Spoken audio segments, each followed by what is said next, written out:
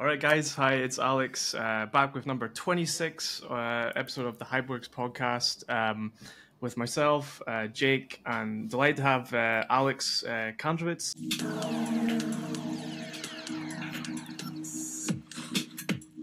Alex, this came about because basically you were very gracious to reply to one of my tweets where I replied to you saying, would you come on the pod, kind of half jokingly, and you said yes. So appreciate that. Well, you're missing some context there because this really began when I tweeted that I got invited to be on a fake podcast. And after doing some research, found out this podcast didn't exist and then was blocked by the person who invited me. And it turns out, and I'm not sure if this specific instance was exactly the case, but there is a scam going around where people invite folks on podcasts because everybody likes to be on shows. And then they steal their user credentials in like the tech test and then go on to do nefarious things. So it's something that I'm writing about, but I clearly, it's so funny because like the next week, another one of this happened to me. I obviously this has happened twice. Yeah. And so when you reached out, I was so delighted that a real podcast would ask me to be on. It was an instant yes. And obviously I know you from Twitter. It's good to see your feedback. You know, we have people on Twitter that will respond oftentimes with vitriol and anger, and you're always thoughtful, and I appreciate that, and it's good to be here with you. Yeah, I do think Twitter, since Elon's, I'm a big Elon fan actually, but I do think since he rebranded to X, it's become a little bit cynical across the board. Like a lot of people have left, and those that have stayed is pretty cynical. So yeah, it's good to spread.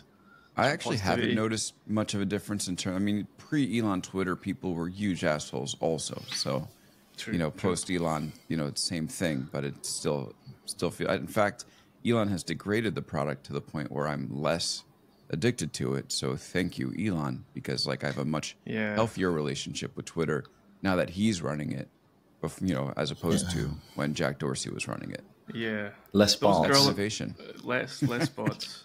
Those less bots on there. It does actually impact. It's a little segue, sure. But there's a fee now to access the API, right? The $100 a month basic API access fee, which I think is a way to make money from the bots at least.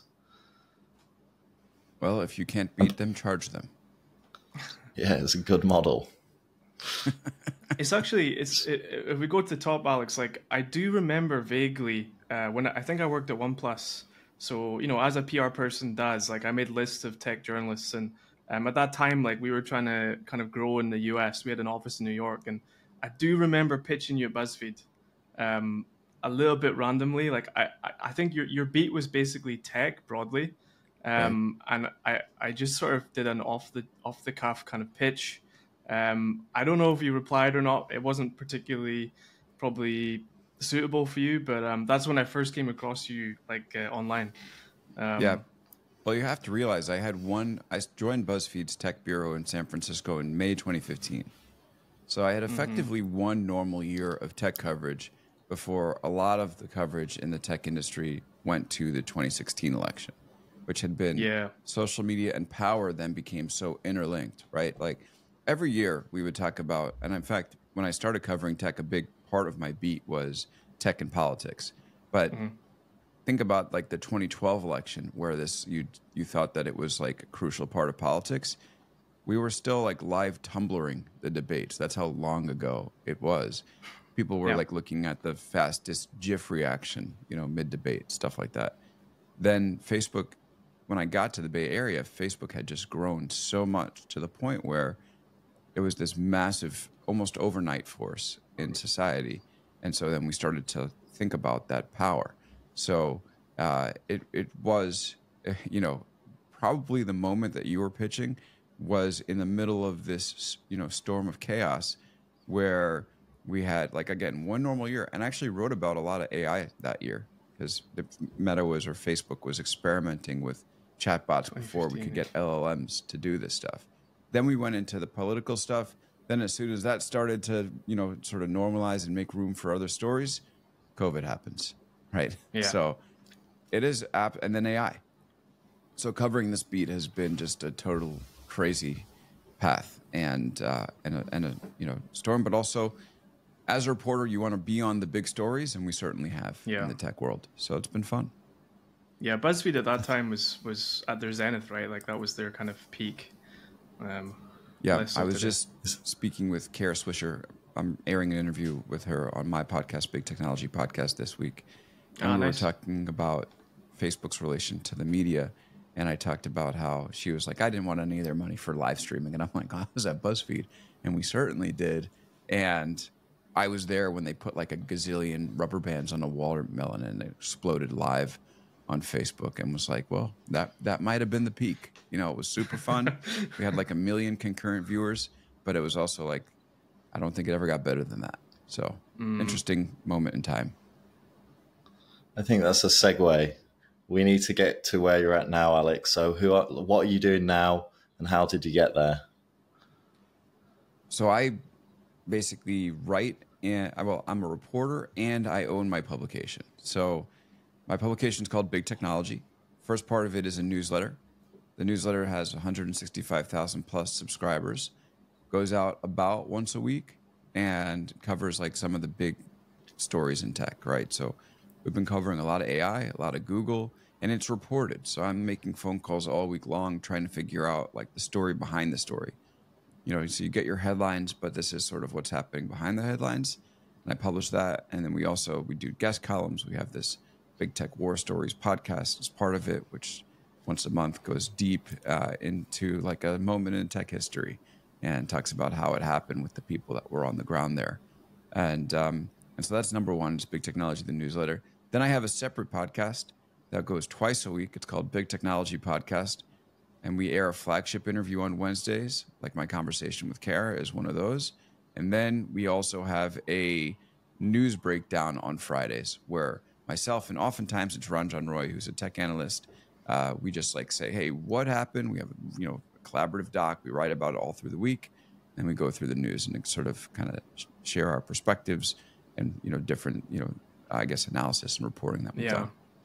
I think what you're doing awesome. is kind of what you're doing is like what media people should be doing these days, right? I think the days are gone where you can just be on one platform, like a journalist just writing for a newspaper. You've got to do pretty much everything now. Was that always like the plan for you, like to get into like different things like podcasting and email newsletters, or was that just sort of happened organically, like post BuzzFeed?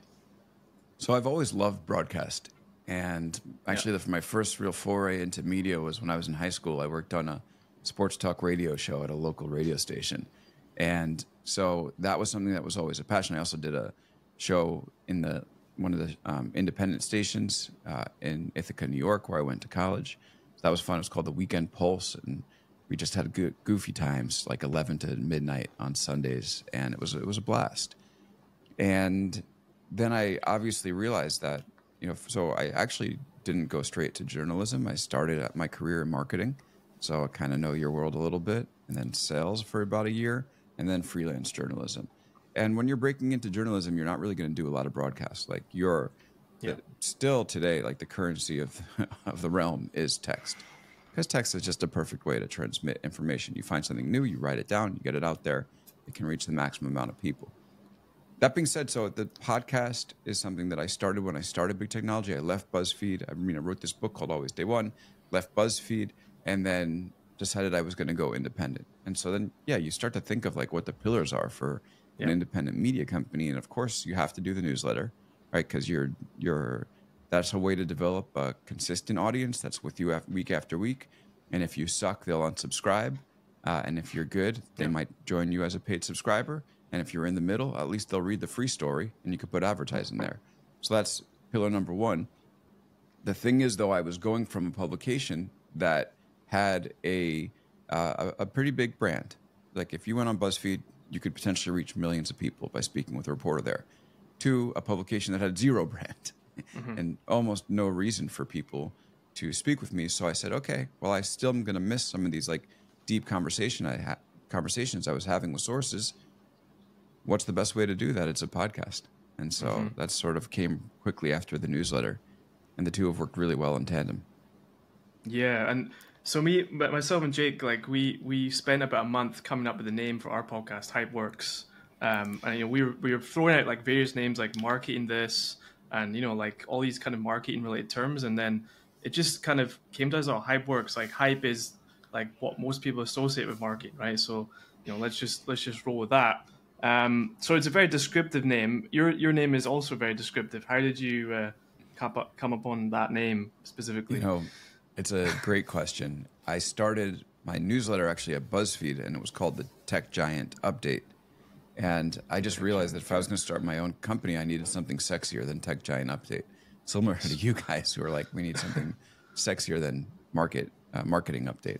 And yeah, I mean, when I see HYPEWORKS on my calendar, I'm like stoked. I'm like, oh, this is going to be fun. So anyway, I just basically wanted to say, like, how do I think big, right? How do I create a name, something that's going to like sort of signify my ambition? And big technology just kind of popped into my head, and nobody had taken it. So I was like, I'll take that. And just managed, like, over time, I managed to get the Twitter handle, managed to get the website, bigtechnology.com. And you couldn't call it big tech because that's a little bit, sort of, it's too common. Yeah. This is a little bit more distinct. And, there've been like, so Breitbart had this like kind of, they had this set of publications, big government, big Hollywood, all this stuff, back when Andrew Breitbart was running it. And, it's sort of like, I mean, they went in a really weird direction after Breitbart died, and maybe even while he was alive. But I thought that their initial promise was like, we'll tell you the story behind the story. And big is such an interesting thing because like big tech, big pharma, big oil, right? Yeah. It connotes like these are large companies, but also there's a secret power behind the scenes that is just you need to know about, and that was sort of the idea for me. Yeah, and the other thing as well is you kind of timed it perfectly because of the rise of FAANG, right? So FAANG just came on the scene at around the same time, and your name is literally a descriptive for FAANG in a way. Yeah. So it's good timing. Yeah, I don't know if we still include Netflix. Is it Netflix now or is it NVIDIA now the N in FAANG? Yeah, I'd say NVIDIA. You're right. I mean, I sold this book. So this book, Always Day One, is it's a tour through the big tech companies and how they work on the inside. And I sold it in 2017. And as I was writing it, you saw these companies just get so much bigger over time. Like Amazon started adding, Amazon started adding like 100,000 employees a year, and the market caps. We actually had like a subtitle that was like, the inner workings of the trillion dollar leaders, right? And there was a debate a little bit. We didn't actually use that one. Now it's how the tech titans plan to stay on top forever, which I think is much more fitting. But we didn't use trillion dollar leaders, and part of the debate was, some of these companies hadn't hit $1 trillion market cap.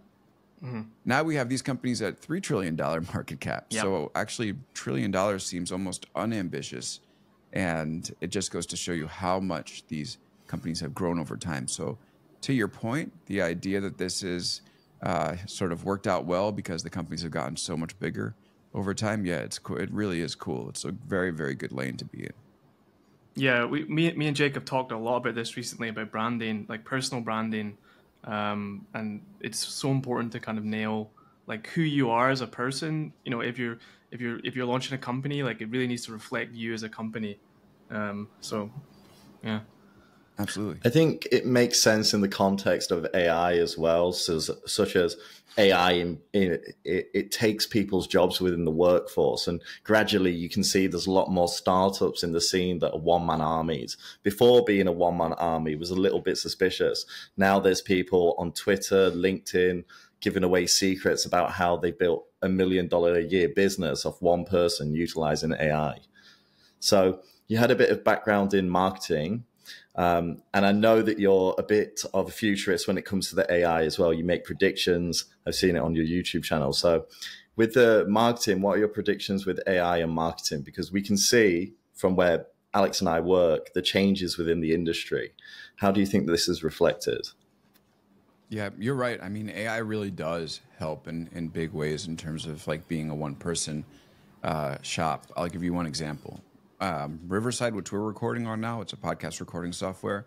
They will generate a transcript after each podcast automatically, and you just hit copy within the UI, and you can then dump it into something like a Claude, right? Anthropic's bot. You're using Riverside as well, Alex, yeah? Yes, I use Riverside. And I speak with Claude, this bot, about the interviews. And here it takes an hour of text, ingests it almost instantly, and it can effectively like have like a pretty good conversation and show you where you did well and where you were weak, and how the interview went and sort of what else it might have covered and whether it was fair. I love asking, was it fair? Did I go too easy? And, sort of that helps you recalibrate for the next show. So I think, in terms of like how this is going to change marketing, I think it's going to help people who might have previously needed a team to think strategically to be able to do a lot more of this stuff on their own. So think about it this way. You can dump your marketing copy into a Claude and eventually trust its recommendations and help refine it in there. You can, and this is something I did recently, take all your analytics, right? Take the CSV, dump it into something like a Claude, and then start talking about what type of content does better and does worse. And I think previously you might have needed somebody on like, a business analyst to help you go, really crunch those numbers and determine like how your campaigns were doing and where to optimize.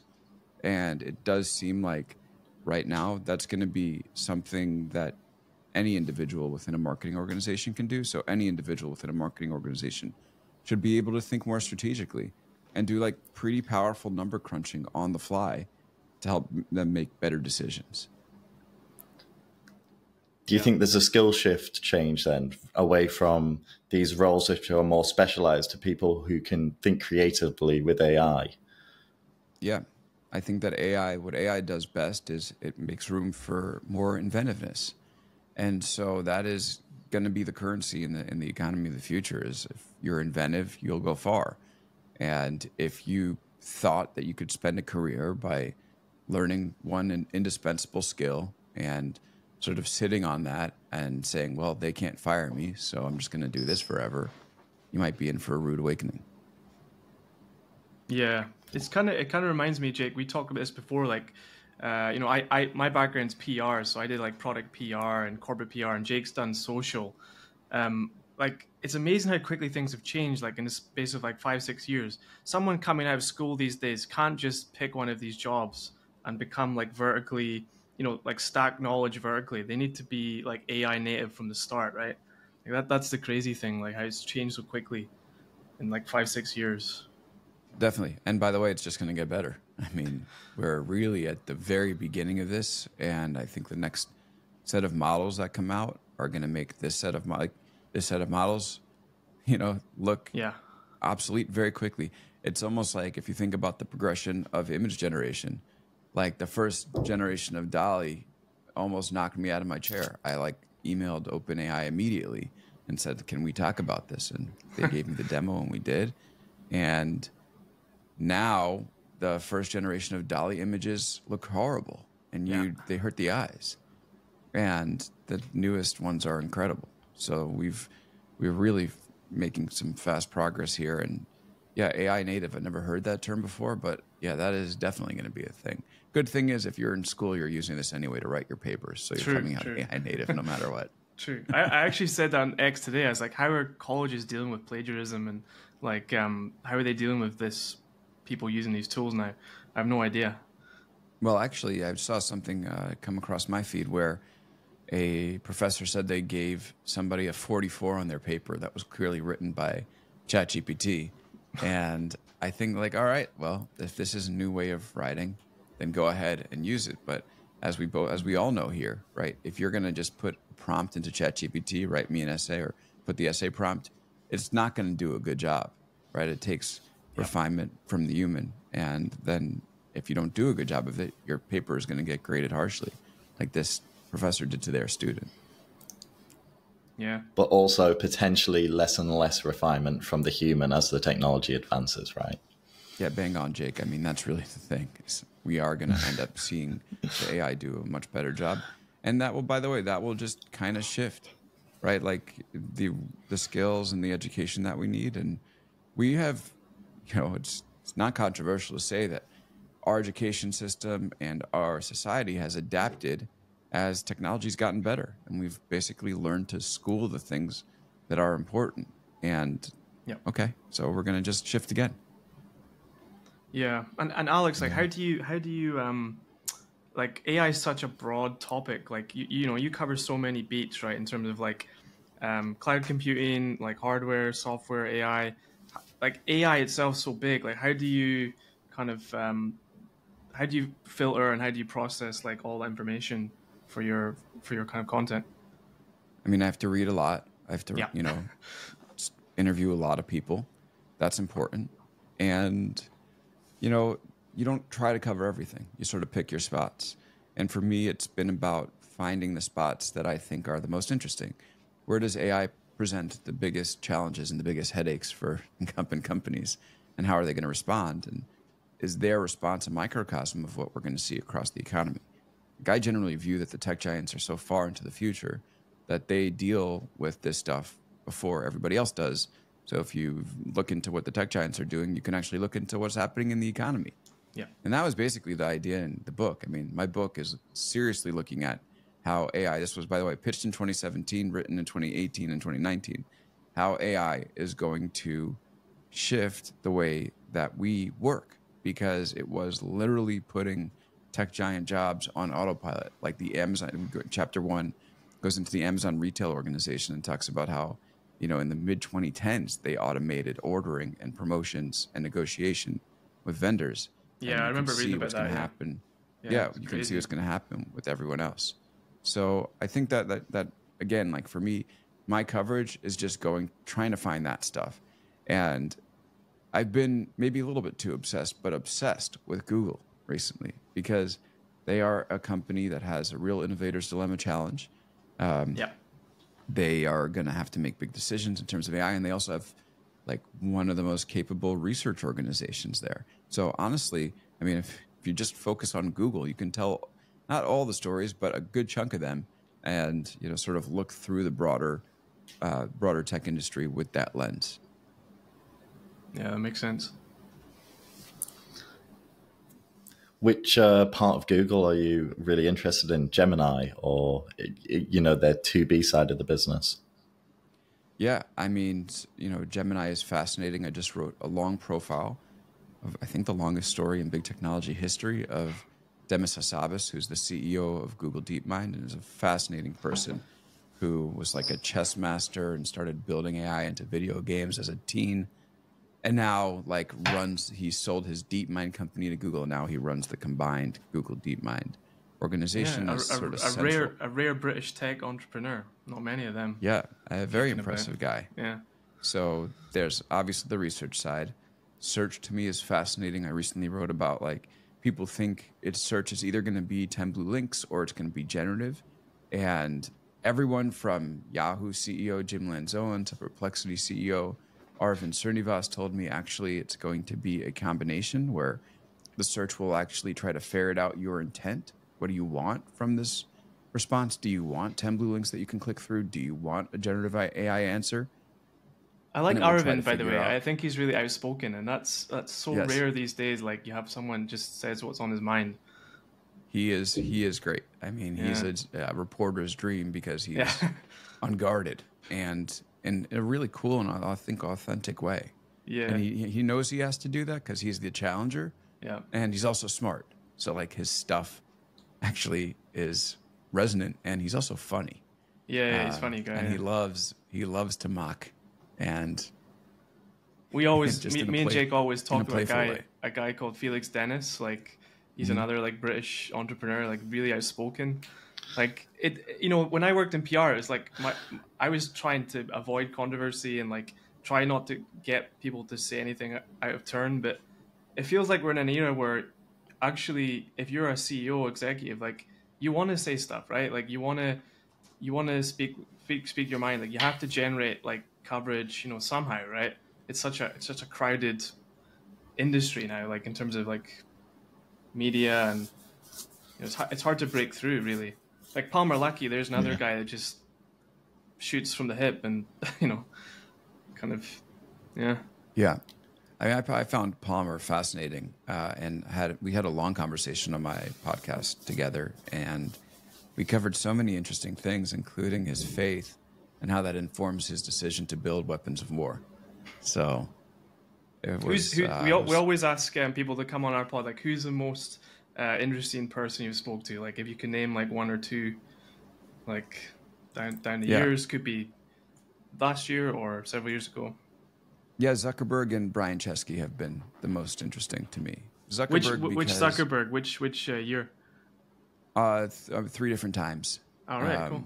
But I think Zuckerberg is fascinating because he has to really know such a broad span of disciplines. He has to know AI. He has to know virtual reality. He has to know hardware. He has to know media. He has to know entertainment. He has to know politics and society. And that's just the beginning, right? Yeah. And so Zuckerberg is always fun to talk to because he's so deep in all these disciplines that if you ask the right question, you're just going to get like a pretty interesting perspective, something that you might not get from a typical, mid-level tech executive who probably is afraid to speak. Zuckerberg doesn't care, like who's going to fire him. Yeah.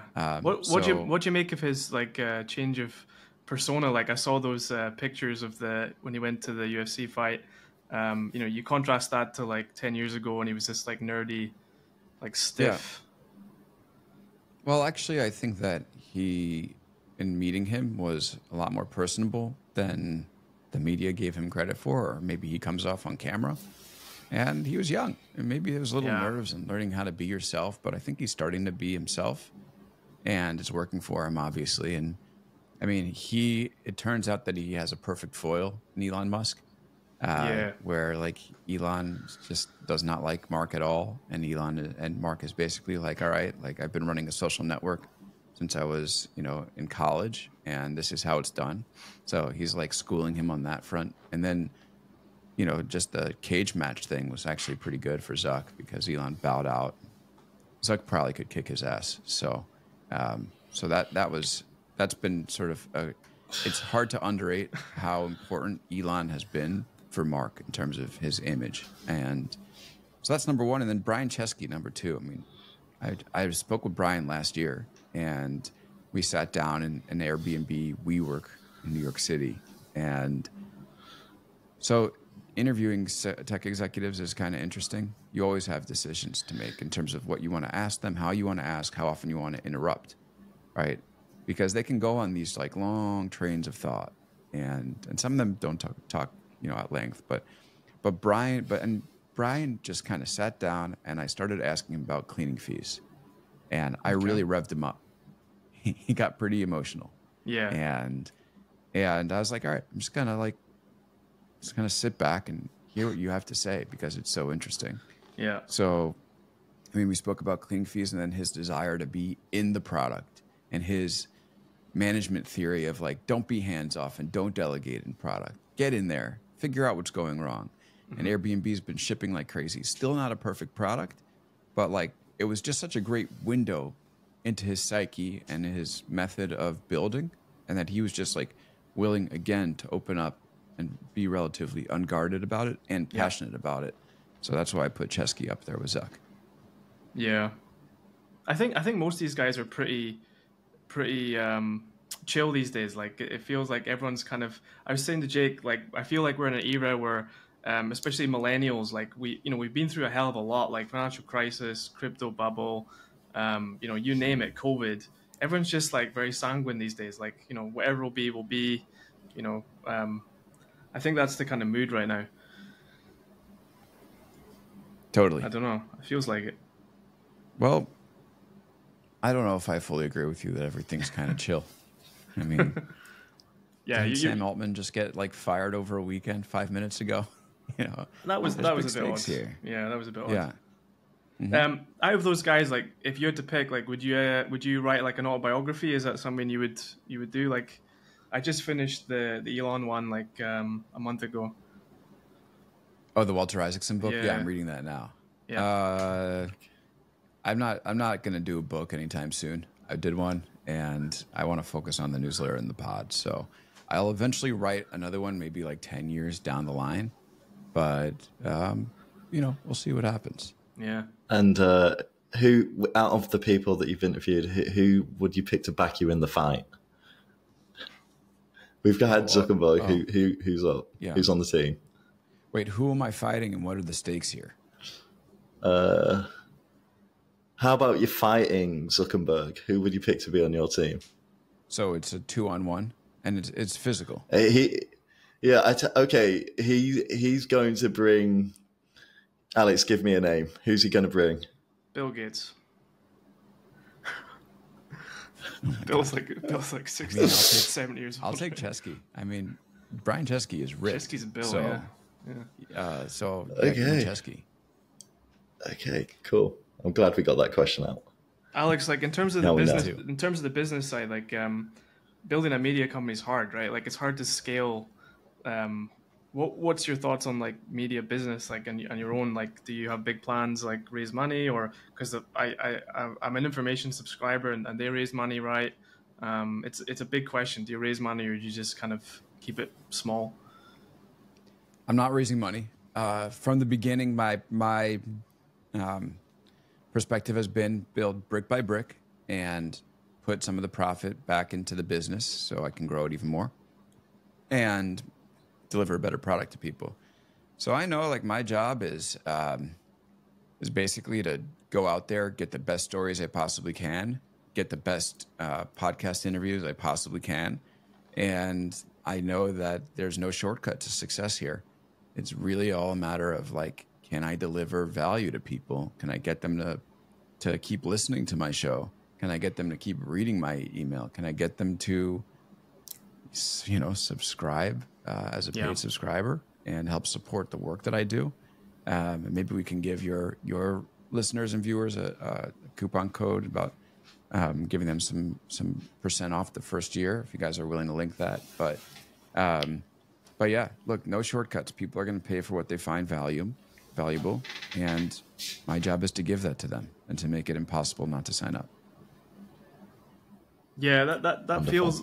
It does feel like in this day and age, like, and you'll have known this at BuzzFeed, like it was very much like spend, like raise, burn. Like I think that era's gone, right? Like I did read something this week saying like VC dollars are at an all-time low in terms of like the last 10 years. Like, it's not an environment to raise and burn money, I don't think, right now. Nah, and who would want to do that in a media business? I mean, media businesses are brutal. And, if I'm lucky enough to grow more, then I'll feature more voices. Like one of the things we do for paid subscribers is we have this Tech Insider column. I don't know if you've seen it, Alex, but it's basically people who've worked inside the tech companies give their perspective on the headlines. And there's been 2 people that have written for me. We try to run these like once a month. Christy Coulter, who was a longtime Amazon executive, 11 years there. She's written about like Amazon's leadership vacuum and sort of like who's filling it now that a lot of the retail people have left. And then we also have this guy, David Kieferbaum, who was at Google, who has written for me about the culture within Google and how the open culture clamped down. And this morning, Christy just filed a news story, and we have reporter Louise Matsakis, who's about to write this story about Temu and Shein, sort of their challenge to Amazon. So I basically instead of deciding to raise a lot of money and hire a bunch of reporters and to sort of be imprecise or go after a certain area, but have to deliver big returns to investors, I would rather say, listen, let me take some of the money that subscribers are paying to subscribe to big technology and put it towards more journalism. Yeah. And if I can do that, everybody wins. You should interview Jake. He was at Alibaba around the time Jack Ma left. Jake, where is Jack Ma? He's probably been replaced by AI at this point. I couldn't tell you. I think actually the rumors were that he was in Spain. Yeah. He does actually have a house that's right next to the campus, and if you're on the top floor of one of the buildings, you can sort of peer into his garden. But I didn't see him in there, so I think he might be in hiding still. He was in Japan last time he surfaced, right? I don't keep up to date with Jack Ma, to be honest. We're not on. We're not writing to each other just yet. Buddies. Yeah, not yet. You should talk to Duncan Clark. He's from my country. He's from Scotland originally.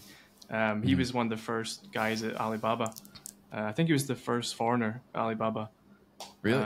I can put us in touch. Yeah, he can be on Big Tech War Stories. That would be fun. Yeah, he's written a book Got about a few Alibaba. funny stories about that.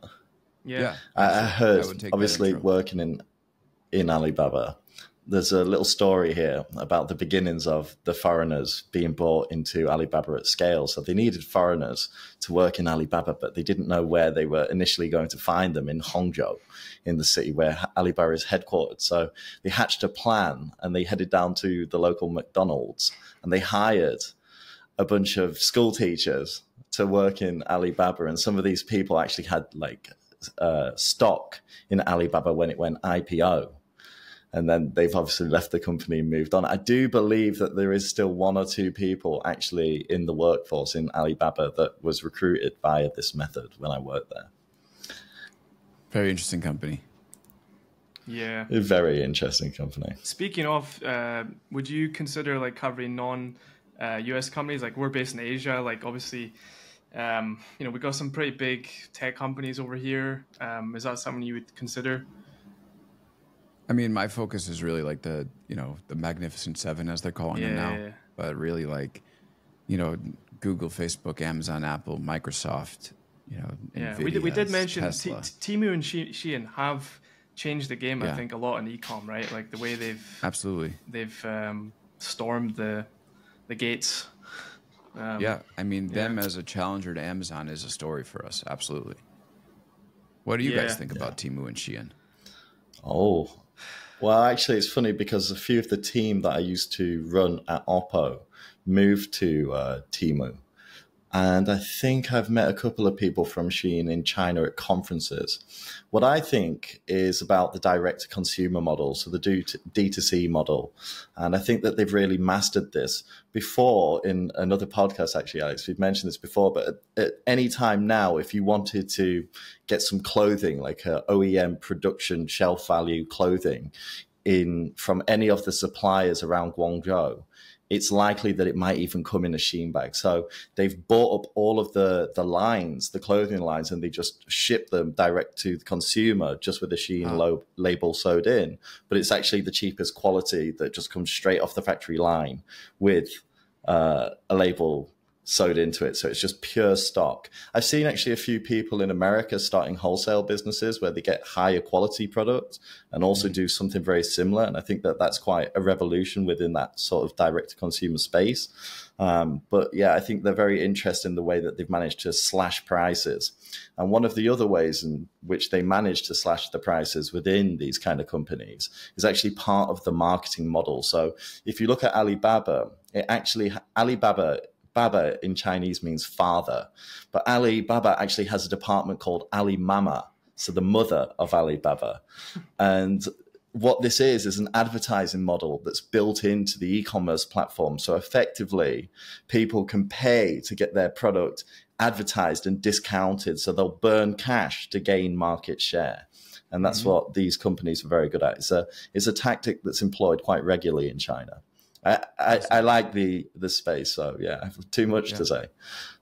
Yeah, I think on top of that as well, like they really learned from TikTok, Douyin. When TikTok did that big media blitz, however many billions they spent on US advertising, I think Temu Shein thought, oh, hey, they just made that work in social. We can do the same in e-com, right?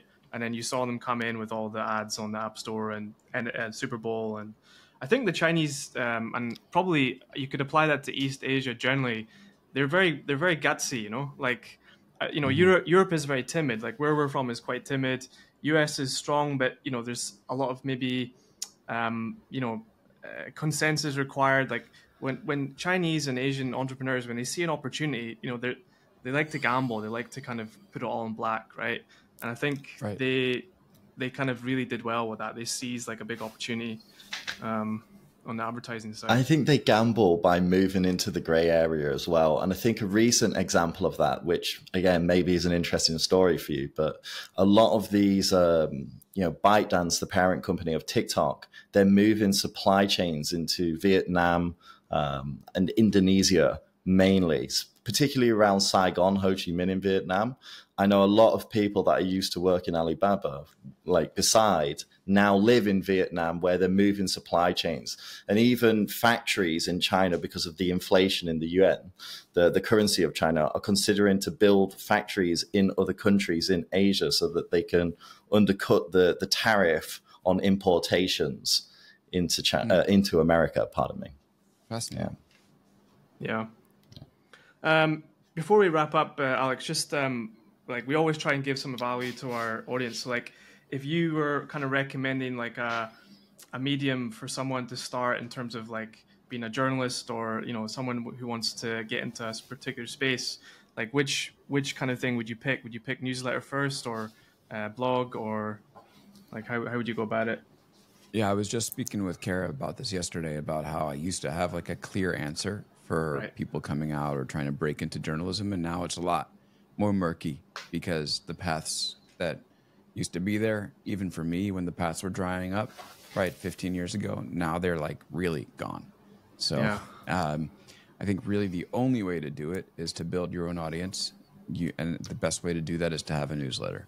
So if there's any, if people are interested in breaking into this line of work or building an audience in general, go to Substack, start up an account, and learn how to write. There's a book called On Writing Well that has been an amazing asset to me, taught me how to write. I needed help, and so it's helped me. And learn how to write information not that people don't have otherwise. Don't just kind of pop off on the latest. No one really cares like what people's random person's opinion is on, like, let's say, the latest controversy, unless they can bring some actual new information. So write what be valuable, and learn to write well, and do it in an email newsletter, and that's a good way to get started. Do you think that's also how people could differentiate themselves from AI in the future, by having a strong opinion that's written in a more humanistic way? Sorry to start the questions again. I wouldn't necessarily say it's a strong opinion. I would say it's information that people can't find elsewhere. You guys have already talked about information people can't find elsewhere because of your experiences. And that's what I try to do as a reporter. So like last week, I was at this dinner with 3 public tech company CEOs, Aaron Levy from Box, and the CEOs of Datadog and MongoDB. And we spoke about a lot of different topics, and AI wasn't in the room, but I transcribed the conversation and I sent it out as an email newsletter saying, hey, listen, this is what these, pretty important tech CEOs think about the trajectory that Google's headed on, which we've been talking about for a while. And it's actually a lot brighter than the narrative would have you imagine. Here's the information. Can AI do that? No. So that's sort of like where I need to compete. Yeah. So in TDLR, AI and newsletters, don't be scared to shout into the void, but be, have an opinion, do your research, kind of thing. Yeah. Yeah, but again, I'm going to just push on this for a second, because you guys both have talked about having a sharp opinion here. And I would say that matters less than the information that you share that will back that up, right? Be original, I would say, is most important and useful. Get me fired up. Let's go. Let's go. Cool. Baby. Any more from you, Jake, or will we wrap? No, I think that, those are fantastic closing notes. I'm all fired up. I'm about to go and start my own newsletter. I think Alex, the other Alex, the guest Alex, is there anything that you want to tell the audience about Last Chance, that you want to do? Discounts, coupons, shout out your podcast. Sure. Blog. So I would say, if you like podcasts, Big Technology Podcast is available in all podcast apps. You can subscribe for free. Except Google Podcasts, because that's now closed down. Yeah. Google Podcasts is shutting down, so please don't use that. And then if you guys are able to, I have a 50% off year one discount that we can drop in the show notes. So, but anyway, if people are still here at this part of the conversation, I'm grateful. Thanks for listening, and thanks to you guys for having me on. All right, guys. See you in the next one. Subscribe, HYPEWORKS Podcast. Bye-bye.